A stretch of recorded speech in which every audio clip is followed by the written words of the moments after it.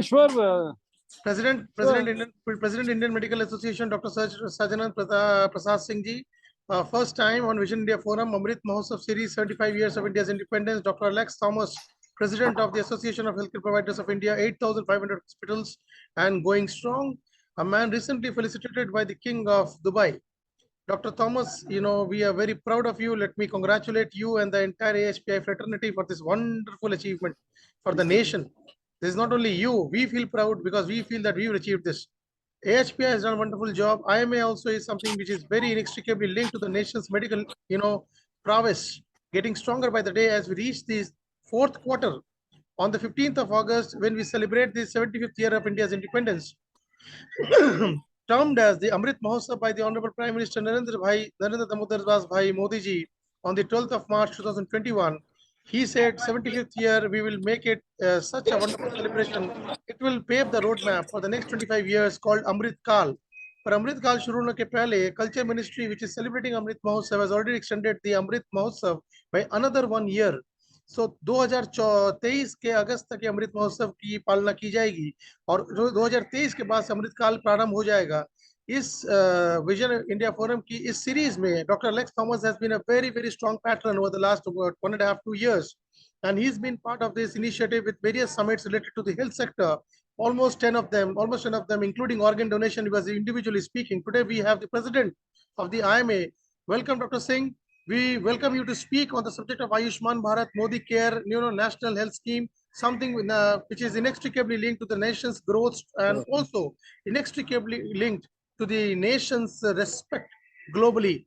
Because this is one scheme where the Prime Minister was very proud when he launched it, but it has failed to take off. Why? What has been the impediments? What have been the impediments why it has failed to take off as the world's greatest medical healthcare scheme for a nation of 1.35 billion people? 140, in fact 1.42 billion people, 142 crore लोग हैं इस देश में, according to the database.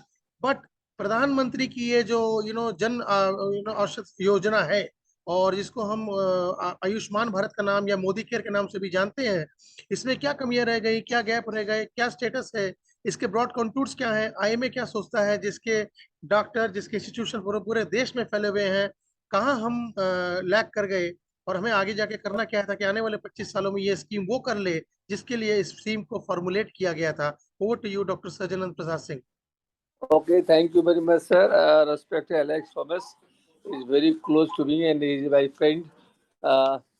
So, Ayushman Bharat is the unique flagship insurance scheme of Government of India to provide medical care benefit to more than 50 crores beneficiaries across the country who belong to the poor and deprived families. It is world's largest medical insurance scheme. The scheme gives accessibility for the patients to the government as well as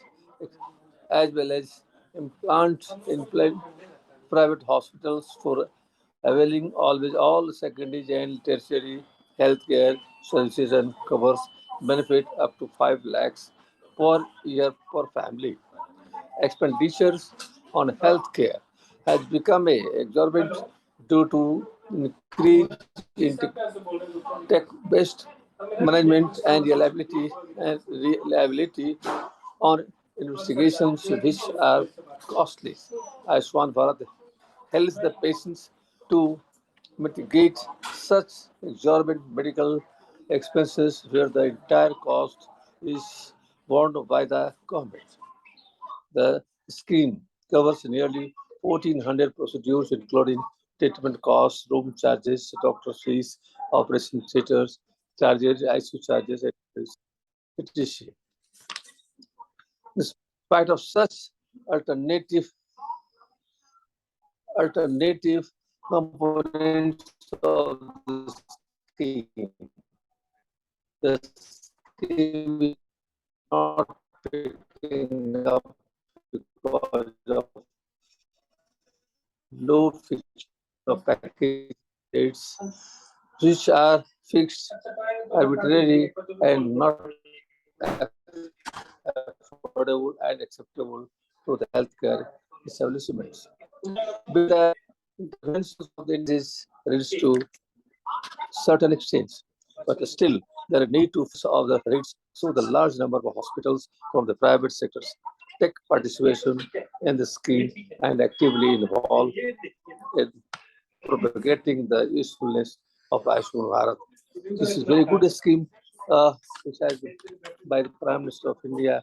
Is very very useful for the poor only.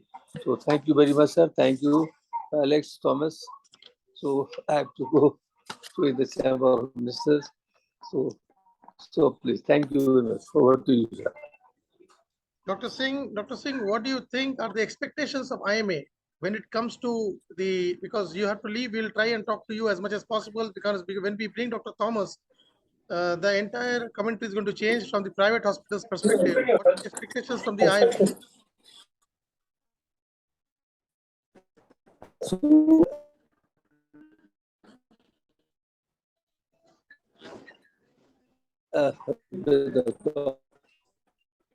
We are very much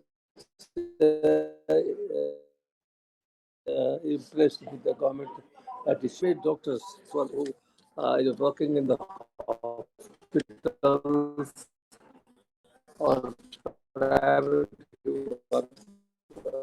private hospitals. He enrolled in the insurance, and this is very useful for the poor people. So we are with the government, and we are propagating this Ayushman Bharat.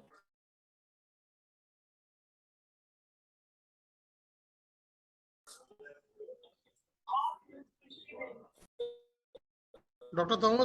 Thomas, can you hear us? Yes, I can hear you. I can hear you.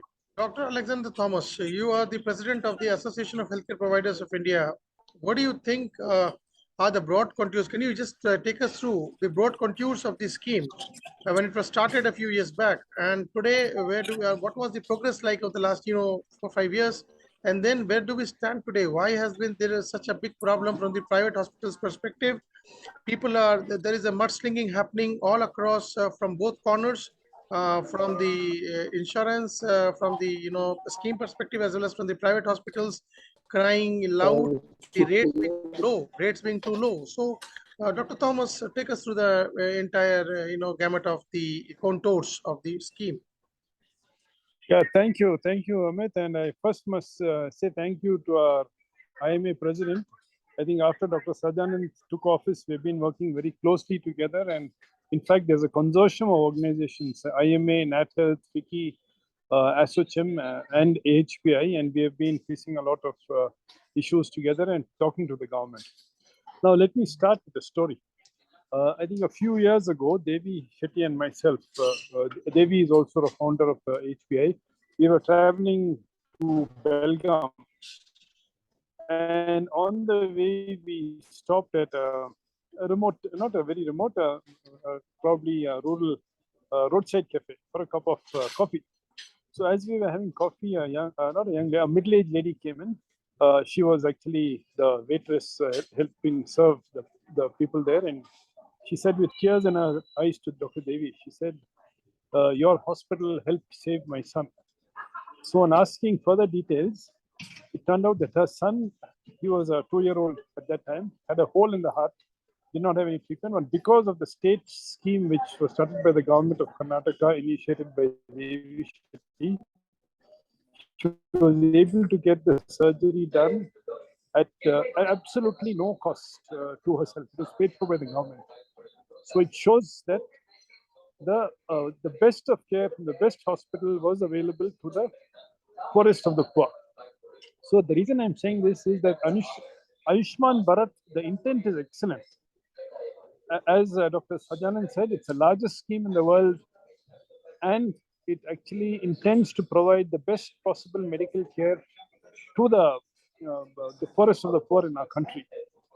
So the question as to why has it been taken off? I think there are a couple of reasons, and we need to actually analyze it. If you look at the situation today, 70% of the 70% of the 70. I'm busy, please. 70% of the healthcare in the country is provided by the private health sector, and without them, it will be difficult to provide this service.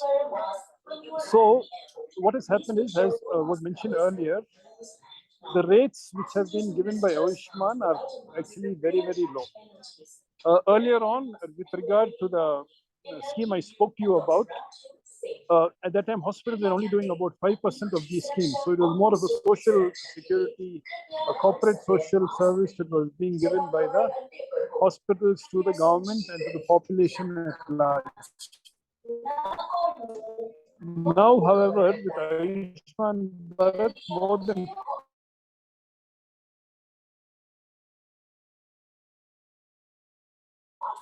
so the rates have to be sustainable. We have done, I think, and it very clearly shows to the reimbursement there is a huge gap. So for every patient who is admitted, the hospital loses about 25 to 30% because the cost is below. The reimbursement is far below the cost. So I think it's a financial. None of the hospitals would be able to afford this. So I think it's important that the government looks at it. So analyzing it, I think if the just 1 minute, just hold on.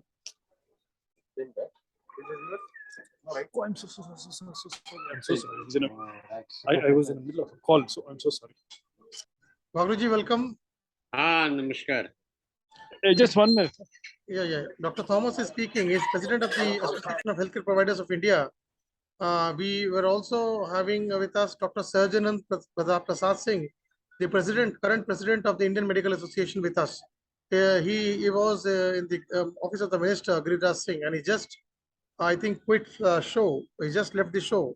So we will ask you to speak, but Dr. Alexander Thomas has joined us from the airport, and he will be, he's taking us through the broad contours of the scheme, along with what has happened over the last 4-5 years of the schemes, rolling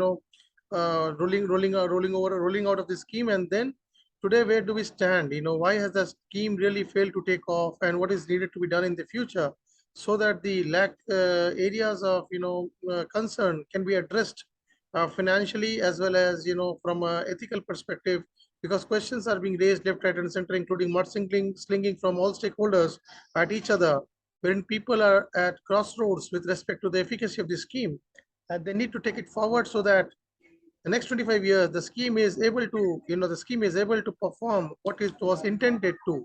And today again, okay, anyways, welcome Dr. Thomas again. Carry on with what you're doing. What are you speaking? Apologies, I'm at the airport, so there's a little confusion. Yeah, so as I was telling you, I think for the private providers to provide... We've been joined by Mr. Vimal Vaklu, the former CMD of TCIL. He is a very, very enlightened citizen and somebody who likes to have a view on subjects of national relevance, and he will be putting across some important questions, observations to you. Dr. Sarjanand Prasad Singh, being in the minister's office, has now left the... Yes, okay. Yeah, so as I was telling you, the issue, one of the major issues is the financial viability of the healthcare providers in the private sector who provide this. And since they provide 70% of the healthcare in the country today, it will not be practical for them to continue this at a subsidized cost for a large population for an indefinite period of time. So I think that is why we have not been able to get too many private hospitals on board. But if you are able to crack that and get the hospitals on board, I think this scheme will be the best in the world. Now, coming to what would be the solutions.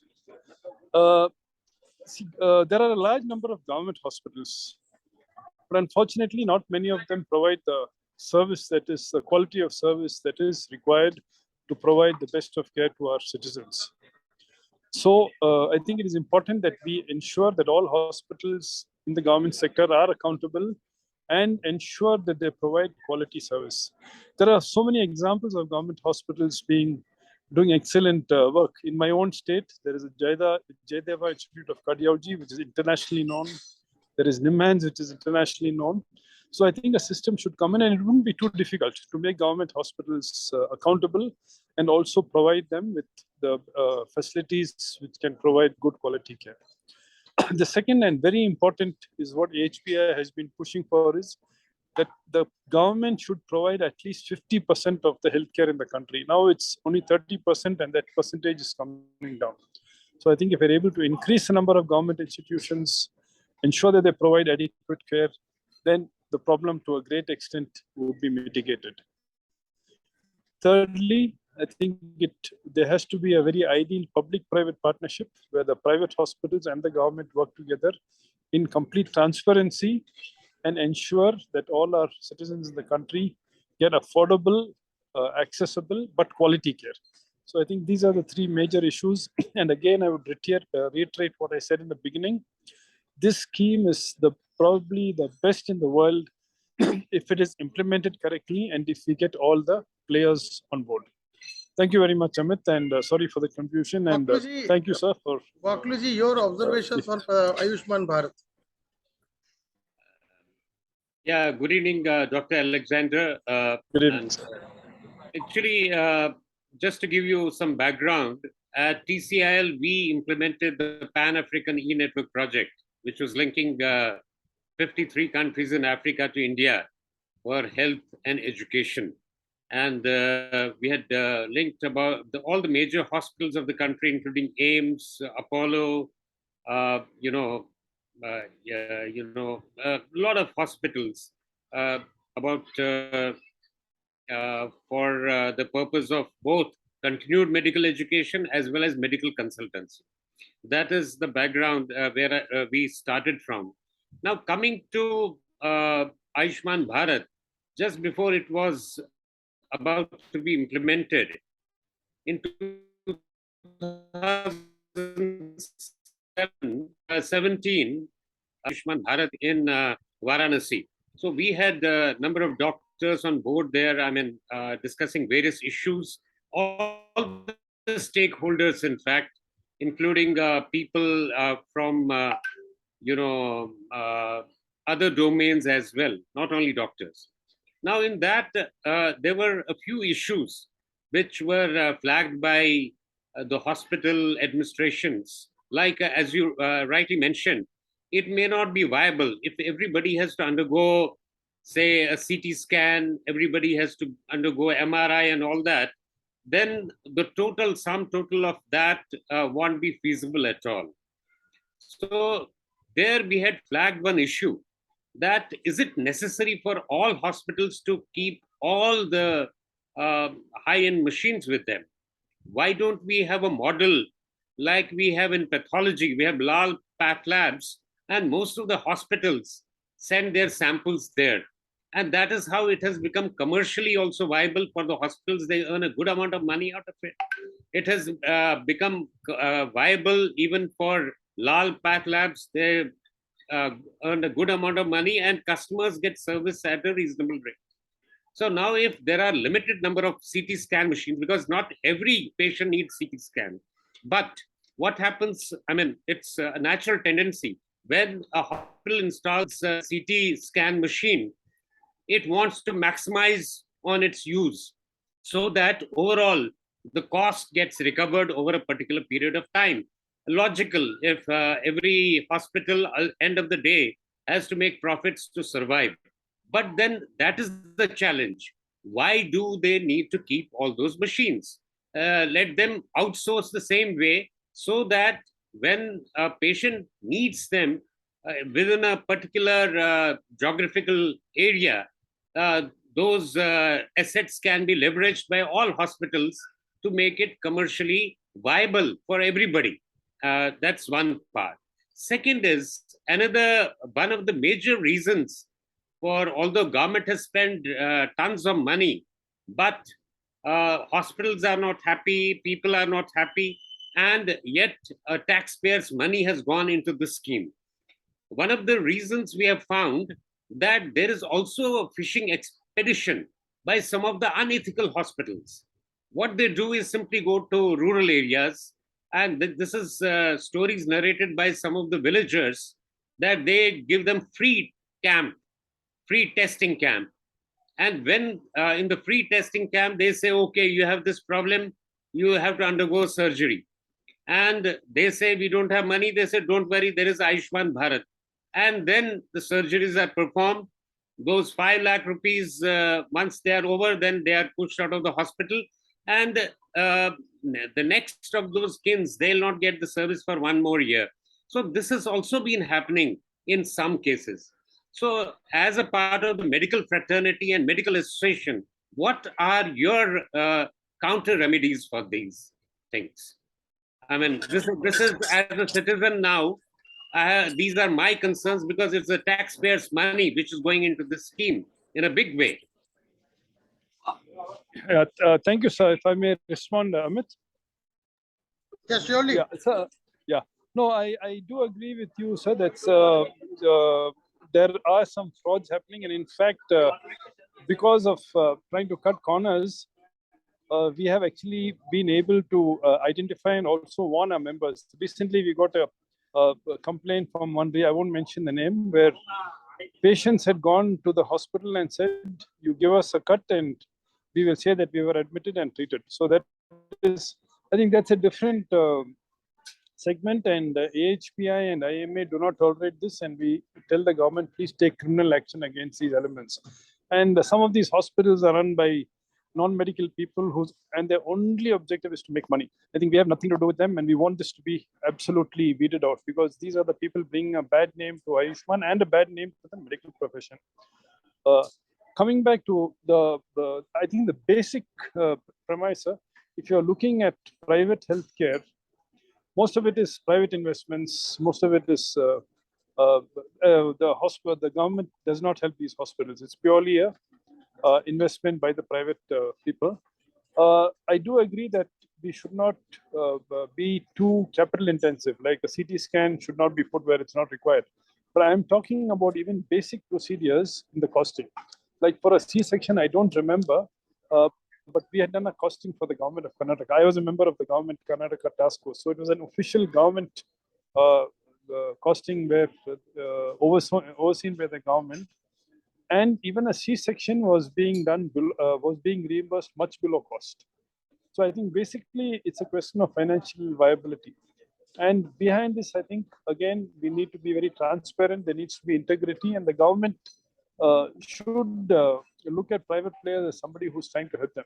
I'm keeping aside those who are creating frauds. They are not part of the health system, they're frauds. I think we should keep them aside.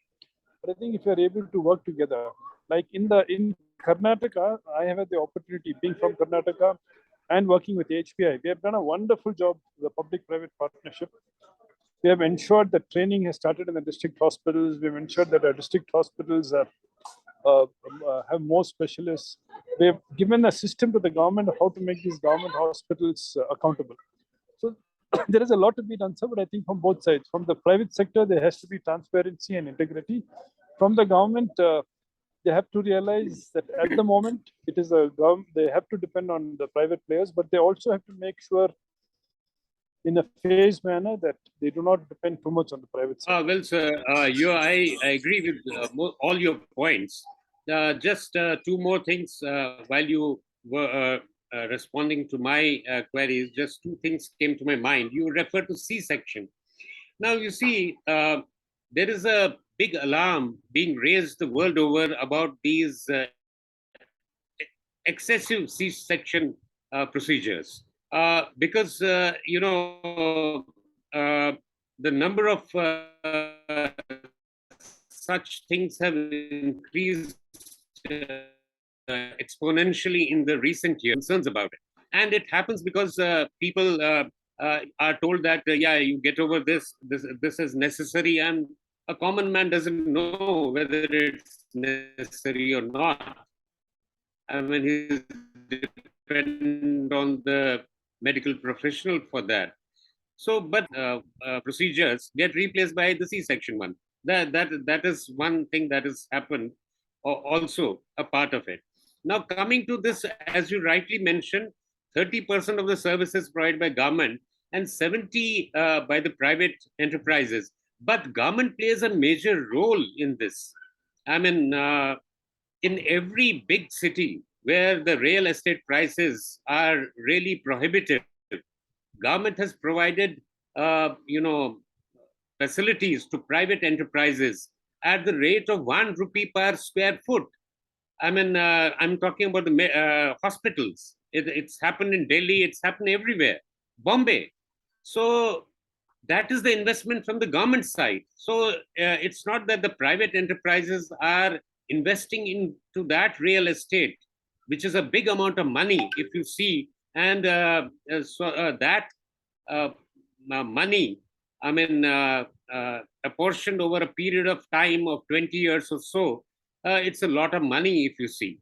So, I mean, government, that is how government is invested to maintain the quality, because government's own sector is overburdened because of obvious reasons, and they feel that private sector can offer good quality, and from their side the investment is into land, and permissions are free of cost. I mean, there's no charges from their side. But it has been noticed that some of the private hospitals are, the condition is that they have to provide free treatment to some people of vulnerable sections of the society. And it has been noticed and brought to the notice of the government also that that is not happening. Many people are turned away. I mean, I feel here the medical association can play a big role in streamlining this as well, so that the government and the private sector together can take this scheme like Ayushman Bharat, where the intention was good, but it has failed. I won't say failed, but it has not delivered up to the mark what was intended. Thank you. So you're right about a few hospitals, the land being given a subsidy, but medical care in the country today, about 70 to 80% is the smaller hospitals, and they do not get a subsidy. And even if you look at the larger picture, very few hospitals are taking land from the government, and in places where they have taken, they are, I think, as per the agreement, providing free outpatient to a certain section, providing subsidy. But the majority of private hospitals in the country do not get any subsidy from the government. So they run it on their own. It's land at the market price, equipment at the market price, staffing at the market price. So I think if the government can come up with a scheme where there's some subsidy given, it will help. So the bottom line is the financial sustainability. So if the input costs are reduced, definitely the private hospitals will be able to provide services at a lower cost. Yeah, I fully agree. But you see, the major players like Apollo, Max, and all that, they've got hospitals practically at free of cost, like Apollo in Delhi. Its government has provided them at a rate of just 1 rupee per square foot in a prime place in Delhi. I mean, and Apollo is a major player. And not really, sir. If you look at all the corporate hospitals in the country, I think they're less than 5% of the total healthcare in the country, sir. Of course, they provide most of the tertiary services, but if you look at them in totality, they're actually a very small group. The majority of healthcare in our country is provided by small and medium hospitals. Many of them are family-run businesses, and it's very important for them to be financially viable. I fully agree. Yeah. What is the role of the accounting agency or accounting institutions? Dr. Thomas, you were talking about the cost accountant institution, ICMAI, having some collaboration with the AHPI to come out with this cost structure for the reimbursements. Yeah, we actually started that study and then COVID came in the way. But as an association, see, as I told you earlier, sir wasn't there, but we have now formed a consortium of associations, including IMA. And we are very open to the idea of we want transparency, because I think ultimately all of us in the medical profession are there for one reason, and that is the patient. I think we should never ever forget that. We're all there for the patient and he should be central. So we encourage the government to do a costing, but include us. See, unfortunately, the government has done some costings unilaterally where they have not been very realistic, and it is difficult to accept that. You had a meeting with the Honorable Minister in charge, Mansukh Mandavia, today morning, if I'm not wrong. No, we couldn't. He was rushing away to the parliament. So we just a minute. We couldn't discuss much with him. So we are meeting him again next week. Yeah, just 1 minute. Yes, Yeah. Vaklu, sir. Yes, Vaklu. Yeah. Just want to mention. I mean, you're absolutely right. There are no two opinions. Any enterprise has to be commercially viable. In fact, government services also, they have to be viable finally. But what the major challenge the country is faced with. I mean, you mentioned about this rates being finalized by the government unilaterally. Just to mention that some of them are based on the recommendations of the Niti Aayog as well. I mean, there is a team working on that, and there are a good number of doctors in that team as well. So I'm just wondering how they have sort of not taken the ground realities into account. But overall, yes, I fully agree that there has to be more openness into the whole system. So I'll just share something with you. We did a costing with whatever was available with All India Institute, and you may or may not believe it. The cost of a procedure in a government hospital is more than in a private hospital. And also, I think just last week, the government of Odisha has come up with their rates for their government scheme. And their rates are far, far above COVID. They did a wonderful job. Probably they're on the way to becoming the state which is producing the best healthcare in the country. So they have actually done a costing, and we just got it last week. We did a comparison, and they're about. I was told it's about 50 to 90% more than the Ayushman. And I'm sure, and they have a lot of experts on their panel. They have Srinath Reddy, they have Devi Shetty, etc.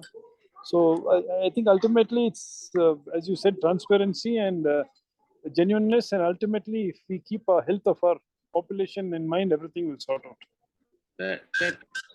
That's true. Actually, just to share with you that I have a lot of regard for the people of Orissa, and there's a reason for that, because they have been underdogs after independence here. And the most brilliant doctors the country produces come from Orissa. That's the best part of it. And that is how they have been able to advise the government of Orissa also. And that is how they must have revised the rates as well. Really great doctors from there, and they are spread all over the country and also in major institutions of the government sector as well. What? Oh, Dr. Thomas, your mic is off. Your mic is off. No, what I'm saying is Orissa has actually shown the way, because AHPI has about 20 chapters all over the country. And during COVID, we met every week. And Odisha led the way, sir. And I think the way they got in the private people, the way they collaborated, ultimate beneficiary were the citizens of Orissa. I think that should be the way we look at absolutely. And I just also want to share with you that after Pan Africa project, which was Dr. Kalam's project, he asked a simple question that if we can do this for Africa, why not India rural areas? So we looked at that, and we realized that Orissa has already taken a lead in this. Orissa at that particular point of time had developed a model for the rural areas, wherein from the home of a person, people could deliver service. I mean, right to the home of the person. I mean, these paramedics were trained.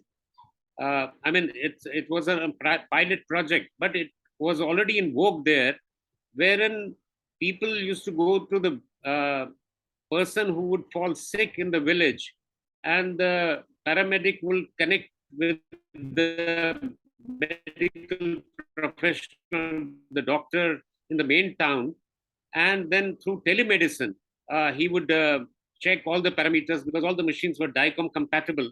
And that is how, the doctor would take a decision. And he could also take a specialist on the line. That was the best part of it. And two together will prescribe medicines.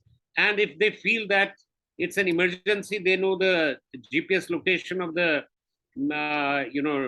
paramedic. they can send an ambulance from the nearby location. But unfortunately, this pilot project has not got scaled up. We have been trying to ensure that at a country level, this should get scaled up so that the initial problems are nipped in the bud rather than people getting seriously ill and then having to be hospitalized for Ayushman Bharat or something. You brought in a very important point which I didn't mention. I think an important component of Ayushman is the wellness clinics. And if they are operational, again, I think already quite a few clinics have been put into operation. If that is operational, then the ultimate burden on the health system will come down drastically. So I think Ayushman as a project, and if it's implemented well, it will it will have great dividends for the country. Absolutely.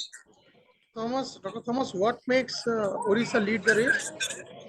When we were aware, I see. I'm not. we were used to the South Indian players. You know, the South Indian states, the most of the top institutions like CMC Vellore, you know, Apollo Chennai. These are all, you know, LV Prasad Hyderabad. All top institutions. Bangalore has got the Nimhans. You know, all top institutions are in South. How come Orissa suddenly out of that tribal No, belt? I think it is the leadership, and I think it is a fact that they have actually doing a very good public-private partnership. They've been able to leverage the use of the private sector wholly and completely, and therefore they will deliver. South India I think it's a leadership. How come this stands ground of relevance with respect to the Ayushman Bharat scheme, which we are discussing today? We're not talking about the medical proficiency index of states. We're talking about Ayushman Bharat. How is it relevant for Ayushman Bharat? The efficacy of the ODIA doctors suddenly. No, it's not the ODI doctors, it's a system. See, like during COVID, again, it's part of, it was an extension of Ayushman. They actually worked with the private sector very closely, ensured that the private sector was adequately reimbursed, ensured that there were no frauds, ensured that each of the citizens had accessible care. So I think they leveraged the system, leveraged the partnership with the private sector, also utilized their own resources. It was more of a collaboration between public and private, where Orissa led and did very well in COVID. And I think that now, with the rates which have been increased in Orissa, you will see a lot of hospitals joining the scheme. How do you rate? I mean, how do you rate the state schemes like Shasta Card in West Bengal is wherein the Ayushman Bharat scheme, I think, was not allowed to, take effect. What are your views on those kind of things? Federal, impediments with respect to rollout of the schemes, pros and cons. Since Ayushman Bharat has had so many issues financially, the state level schemes like the Shasta Sati in West Bengal, do you think these kind of schemes are now better off compared to the national scheme? No, I think some of the states are providing a better reimbursement. Orissa is just announced, so you see the package data. But in most states, it's on par with the Ayushman rates. So actually, it's just the difference in name. Ultimately, the beneficiary is the common man.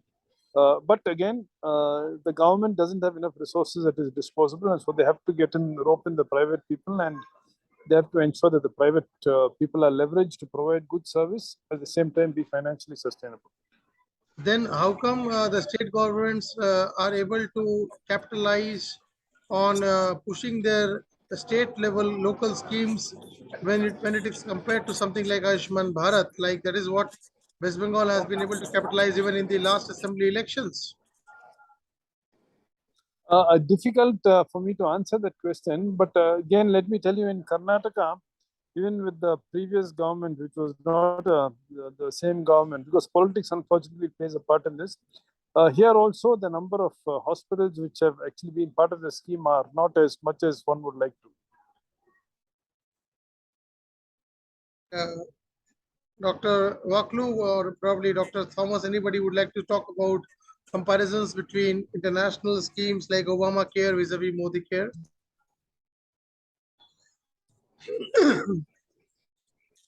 No, as I said, Amit, you just permit me something. As I said, I mean, the Ayushman Bharat or Modi Care is far, far superior to any other scheme in the world. Looking at cost, looking at access, looking at, because we are using a lot of technology. And as I said, if we are able to fill up all the gaps, this scheme will probably be best in the best in the world. And as I mentioned my example earlier on a small scale, where a best hospital which has world-class standards without paying anything. So I think we will be able to achieve that. It just needs a little tweaking here and there. So, major five, Waklu sir, you have to say something before we close the show? They just mentioned that, by virtue of being a part of this International Society for Telemedicine and e-health, I also got an opportunity of interacting with other medical professionals the world over. And my conclusion is that the schemes in Australia and UK seem to, those guys seem to have optimized on this somehow. I'm not satisfied with the US one, despite Obamacare or whatever we may call it. But these two countries seem to have come down to a level where, things seem to be optimized from all perspectives. You know, yes, they don't have the private sector the way we have in India or in US. But at the same time, the doctors are under tight control on one side, and at the same time the patients get a good service. Good service in the sense that all patients are taken care. It might lead to delay in some surgeries which are elective surgeries, but doctors are to recommend a test also for a patient. I have a lot of friends also and relatives in these two countries. Particular test. It's not free like in India that you can recommend. You conduct CT scan, you do MRI, and all that. So that keeps a balance between the two. Yes, there are limitations that anybody cannot get up and get himself surgery done. He has to wait in a queue, and of course, sometimes there could be challenges. But overall, they seem to have maintained a balance. That's all I wanted to say. So if I may just respond to that, I think if you look at the cost of a procedure, I worked in Australia and also briefly in UK. The cost of the hospital care is about 4 or 5 times of what the same procedure would happen in India. Also wanted to bring in a point about defensive medicine. See, ever since the medical profession came under the ambit of the National Consumer Protection Act, is defensive medicine. To paracetamol, or I can say get a CT scan of the brain. And generally, because of the increase in litigations and the fact that the medical profession is now considered a commercial one, doctors don't like to take any risks. So I think that is one reason that the costs have gone up. But having said that, it's still a fraction of the cost. A total hip or a total knee or a cardiac surgery is far, far less than what it would cost. And many people from UK, Australia, and the US are coming to India to do it, do the surgery, have a holiday, and go back. One is the waiting list, and one is the cost. Yeah, but you see, in UK and Australia, generally people don't have to pay money because it's part of both our welfare states in terms of that if there's an urgency and you're in the queue and you can't bypass the queue, then you come to India. That's a normal trend. Much costlier than India, but we have to keep in mind the cost of living over there. A doctor there is paid maybe 4 to 5 times the doctor in India. because the cost of living there is quite high. That also is a factor. I mean, same thing applies to other medical professionals and other services also. That is also one factor. So you'll be surprised. I think many of the top professionals here get more than their counterparts in the US. And Limited. as you were saying, I think But many of the numbers are limited here. Yes, There yes, the everybody numbers are- gets. Here only few get. Yes, That's yeah, and I think most of the people who come in from UK are because of the long way. Like I'm an orthopedic surgeon. For a total hip replacement, they have to wait for 3 or 4 years. So they come to India, get it done, and go. But having said that, say if you compare to Thailand and some of the other countries similar to India, the cost is much. It's about 30 to 40% cheaper in India than in those India. countries. Do you think, out of many changes that keep happening in your sector, so many policy issues, decisions being taken almost frequently, one of them is like, making compulsory registration and licensing of devices, which has the deadline has been set as 1st of October 2022. These kind of, stringent or steps, or do you think they will have a bearing on the rollout of or facilitation of these kind of important schemes, which are anyways facing a lot of financial impediments? So policy impediments, do you think they will aggravate the entire situation? No, I think regulation is necessary. You're dealing with life and death. So I don't think there's an issue about that. I think in a nutshell, no, I think what the reasons I mentioned, it's not difficult to solve these problems, but I think a good dialogue between public and private, and again, I'm keeping the criminal elements